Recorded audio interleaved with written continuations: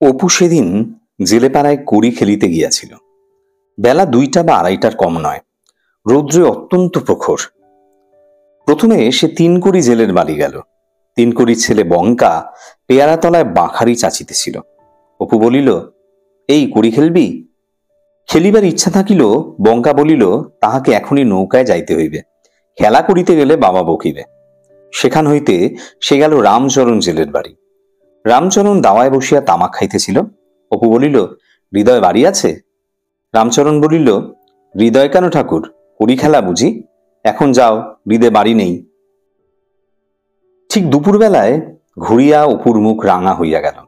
আরো কয়েক স্থানে বিফল মনোরথ হইয়া ঘুরিতে ঘুরিতে বাবুরাম পাড়ুইয়ের বাড়ির নিকটবর্তী তেঁতুলতলার কাছে আসিয়া তাহার মুখ আনন্দে উজ্জ্বল হইয়া উঠিল।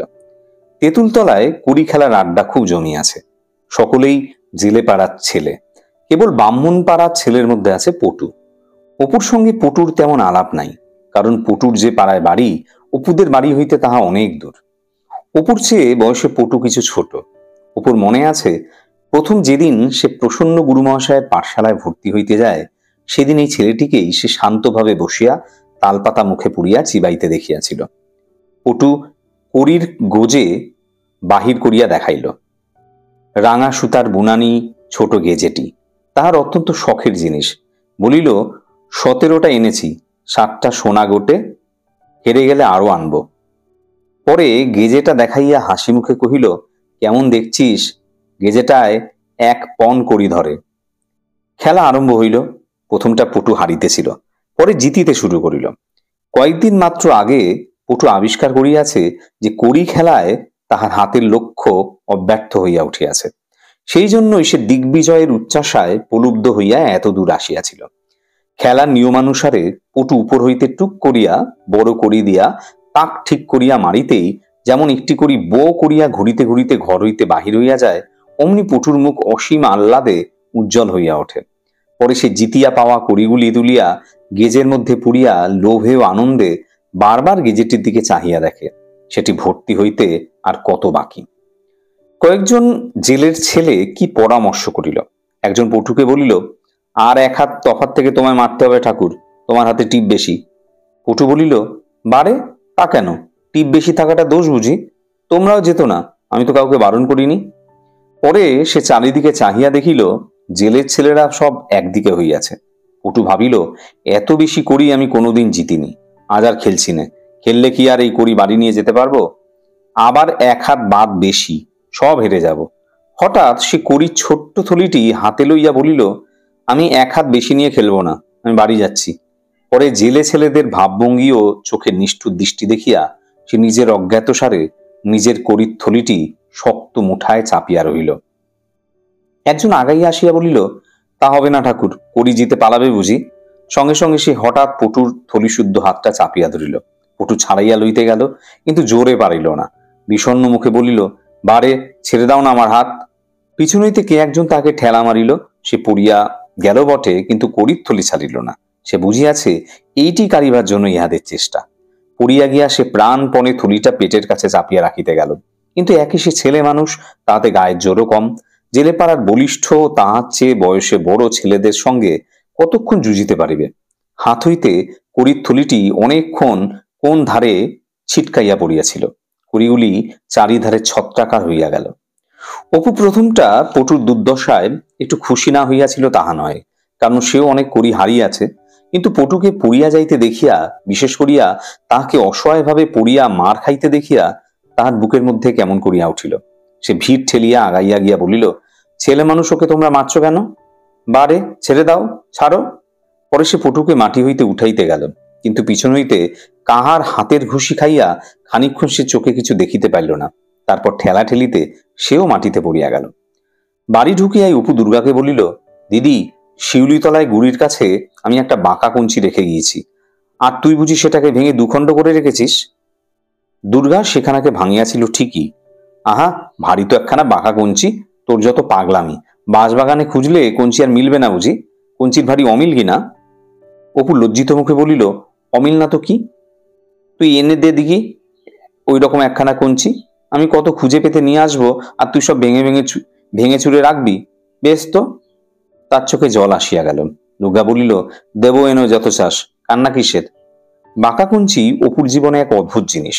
একখানা শুকনো হালকা, গোড়ার দিক মোটা, আগার দিক সরু বাঁকা কঞ্চি হাতে করিলেই অপুর মন পুলকে শিহরিয়া ওঠে। মনে অদ্ভুত সব কল্পনা জাগে। একখানা বাঁকা কঞ্চি হাতে করিয়া একদিন সে সারা সকাল কি বৈকাল আপন মনে বাসবনের পথে কি নদীর ধারে বেড়াইয়া বেড়ায়। কখনো রাজপুত্র, কখনো তামাকের দোকানি, কখনো ভ্রমণকারী, কখনো বা সেনাপতি, কখনো মহাভারতের অর্জুন কল্পনা করে এবং আপন মনে বিড়বিড় করিয়া কাল্পনিক ঘটনা যাহা ওই অবস্থায় তাহার জীবনে ঘটিলে তাহার আনন্দ হইত, সেই সব ঘটনা বলিয়া যায়। কঞ্চি যত মনের মতো হালকা হইবে ও পরিমাণ মতো বাঁকা হইবে, তাহার আনন্দ কল্পনা ততই পরিপূর্ণতা লাভ করে। কিন্তু সেরকম কঞ্চি সংগ্রহ করা যে কত শক্ত অপু তাহা বোঝে। কত খুঁজিয়া তবে একখানা মিলে। অপু যে বাঁকা কঞ্চি হাতে এরকম করিয়া বেড়ায়, একথা কেউ না শুনিতে পারে, অপুর সেদিকে অত্যন্ত চেষ্টা। এরূপ অবস্থায় লোকে তাহাকে আপন মনে বকিতে দেখিলে পাগল ভাবিবে বা অন্য কিছু মনে করিবে। এই আশঙ্কা সে পারত পক্ষে জনসমাগমপূর্ণ স্থানে অথবা যেদিকে কেউ হঠাৎ আসিয়া পড়িতে পারে সেসব দিকে না গিয়া নদীর ধারে নির্জন বাসবনের পথে নিজেদের বাড়ির পিছনে তেঁতুল তলায় ঘরে।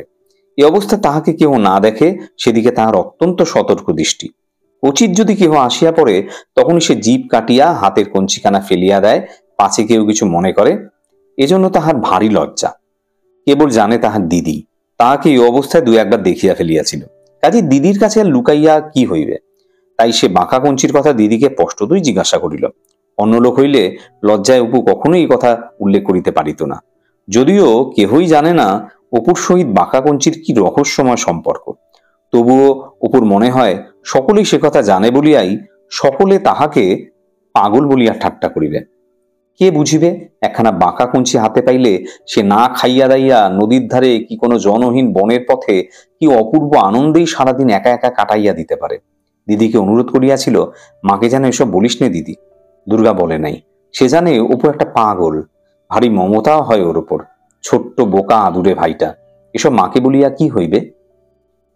একদিন সে দুপুরবেলা বাপের অনুপস্থিতিতে ঘরের দরজা বন্ধ করিয়া চুপি চুপি বইয়ের বাক্সটা লুকাইয়া খুলিল। অধীর আগ্রহের সহিত সে এ বই ও বই খুলিয়া খুলিয়া খানিকটা করিয়া ছবি দেখিতে এবং খানিকটা করিয়া বইয়ের মধ্যে ভালো গল্প লেখা আছে কিনা দেখিতে লাগিল। একখানা বইয়ের মলাট খুলিয়া দেখিল, নাম লেখা আছে সর্বদর্শন সংগ্রহ। ইহার অর্থ কি, বইখানা কোন বিষয়ের তাহা সে বিন্দু বিসর্গও বুঝিল না।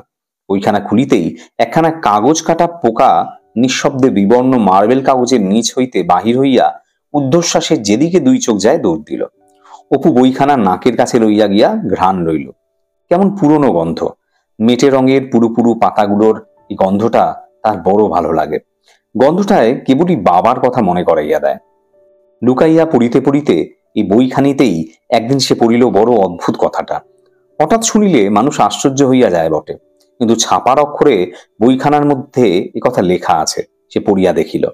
পারদের গুণ বর্ণনা করিতে করিতে লেখক লিখিয়াছেন, শকুনির ডিমের মধ্যে পারদ পুড়িয়া কয়েকদিন রৌদ্রে রাখিতে হয়, পরে সেই ডিম মুখের ভিতর পুড়িয়া মানুষ ইচ্ছা করিলে শূন্য মার্গে বিচরণ করিবার ক্ষমতা প্রাপ্ত হয়। অপু নিজে চক্ষুকে বিশ্বাস করিতে পারিল না। আবার পড়িল, আবার পড়িল। পরে নিজের ডালা ভাঙা বাক্সটার মধ্যে বইখানা লুকাইয়া রাখিয়া বাহিরে গিয়া কথাটা ভাবিতে ভাবিতে সে অবাক হইয়া গেল।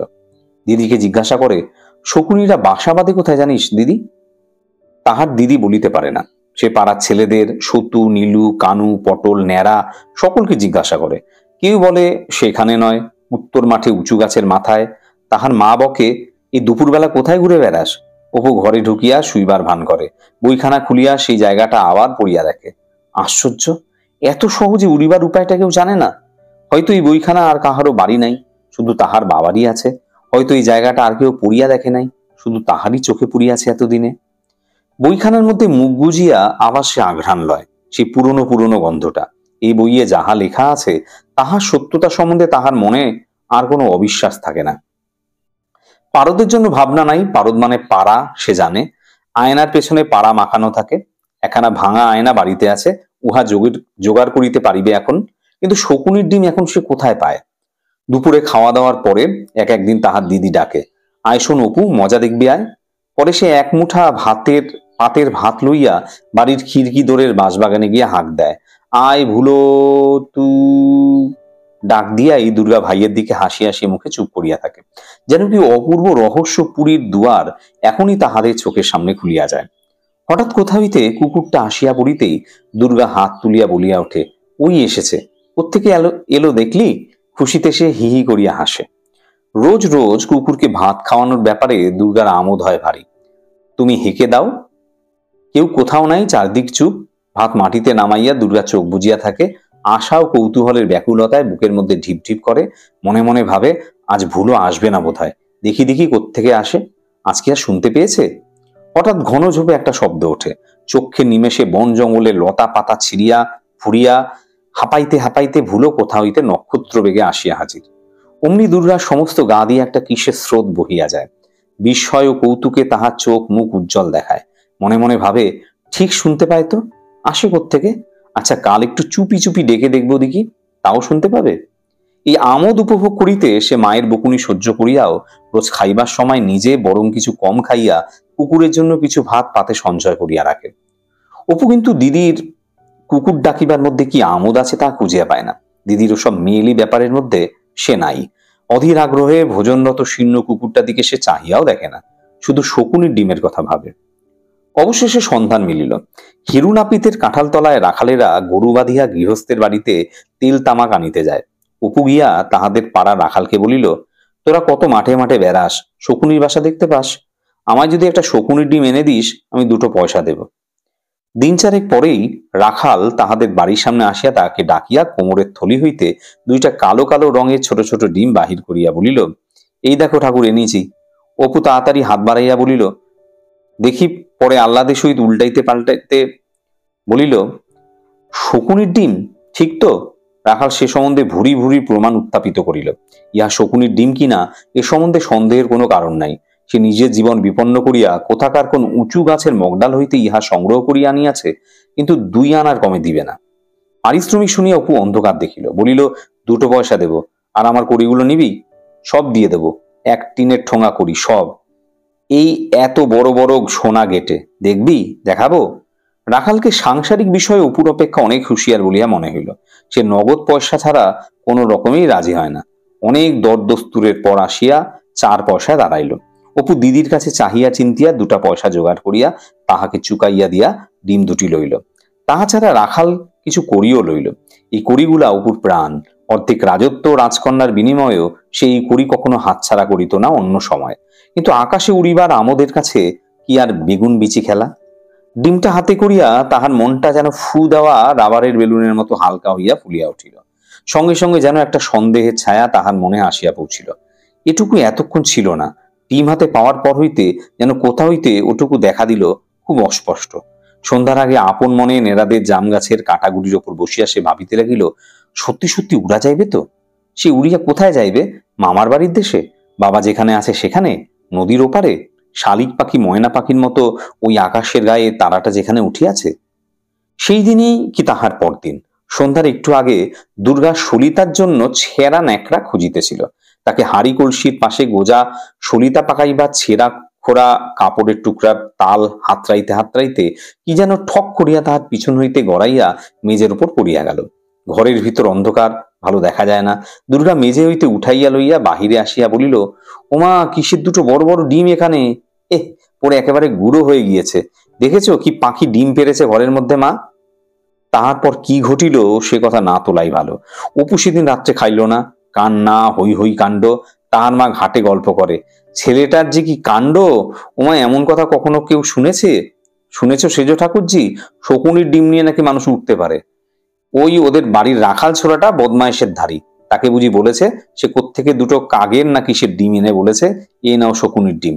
তাই নাকি আবার 4 পয়সা দিয়ে কিনেছে তার কাছে। ছেলেটা যে কি বোকা সে আর তোমার কাছে কি বলবো সেজ ঠাকুরজি। কি করি যে ছেলে নিয়ে আমি? কিন্তু বেচারি সর্বজয়া কি করিয়া জানিবে? সকলেই তো কিছু সর্বদর্শন সংগ্রহ করে নাই, বা সকলেই কিছু পারদের গুণও জানে না। আকাশে তাহা হইলে তো সকলেই উড়িত।